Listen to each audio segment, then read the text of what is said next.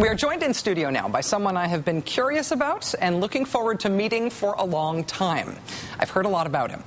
You know how here we have MSNBC and CNN and Fox News and NBC and ABC and CBS and then everybody else on your dial? Imagine those all rolled up into one. That is, very, very roughly speaking, that is the situation in Afghanistan that is enjoyed by Tolo TV. And our next guest heads it up. His name is Saad Mohseni, and he's here joining us in studio. Mr. Mohseni, thank you for your time. Thank you, Rachel. I know that I am speaking roughly, that you're not exactly that dominant in Afghanistan, but how much do you dominate the media landscape there? Well, media has been one of the great successes of Afghanistan. There are dozens of TV stations and radio stations across the country. But we do, Tolo TV has like a 55% market share in the country. But we also have the third most popular network, and we have a number of radio networks nationally, so we're fairly dominant. You haven't been around for all that long. It was 2002 when you returned to the country after having been living in Australia? Correct, yes. Okay. And so what explains your massive growth over the past 8 years? Well, I think that we obviously worked very hard in that period, but there was an opportunity, obviously. There was a vacuum. There was no media in Afghanistan. As you recall, the Taliban had banned television.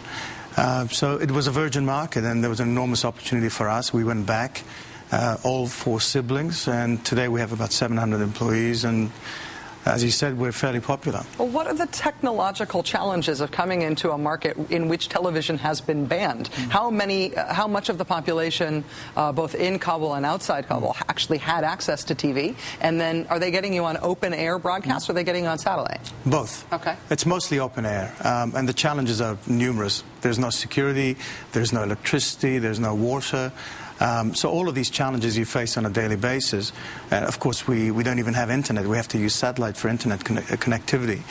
But it's something that we've adjusted, of course, and almost half the population now watches television from virtually zero.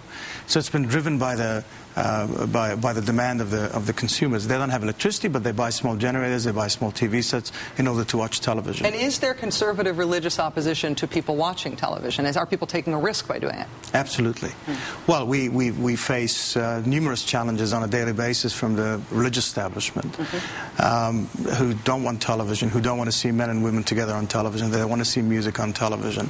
So it's an ongoing battle.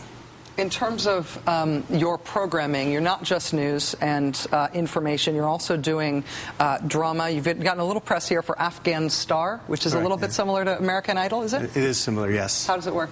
Well, if people come and they audition, and we have thousands of people who audition nationally, men and women, not as many women, unfortunately. And then ultimately, the people vote using their mobile telephones, and we get millions of SMSs come through. And the public determines as to who wins the competition. We're in season 5 now, and the final is in 3 days. Do you have a favorite? No. You're not allowed to, I suppose. May the best man or woman win. Your restrictions from the government, pressure from the authorities in terms of your news coverage, have your reporters, your camera teams faced pressure? Have they been detained in terms of what they've been allowed to cover? Well, our people have been detained, they've been beaten up, they've been intimidated, shot at. So the list goes on, and it's a daily challenge for us. Do you have ongoing negotiations with the government, or is it negotiation at the street level? Well, we have to have discussions with them. Obviously, we talk to them on a regular basis. But it's a classic case of killing the messenger. And they don't like the fact that we report on corruption, we report on nepotism, we report on thuggery, on mafia-type organizations dominating business. So that's something that irks them from time to time, and they take us on. But it's an ongoing battle, as I said, and we have survived, which is the most important thing. Saad Mohseni, your personal story of the success of you and your siblings of having done this is an amazing story. Thank you. A business story of Afghanistan, but also an incredible window into what's going on in your country. Good luck. I don't think I have anything to offer you that could be of any help, but if there ever is anything, I hope you'd ask. Well, you should come to Afghanistan. We'll host you there. Great. On TV. Nice to meet you. Thank you. Good luck to you. Thank you.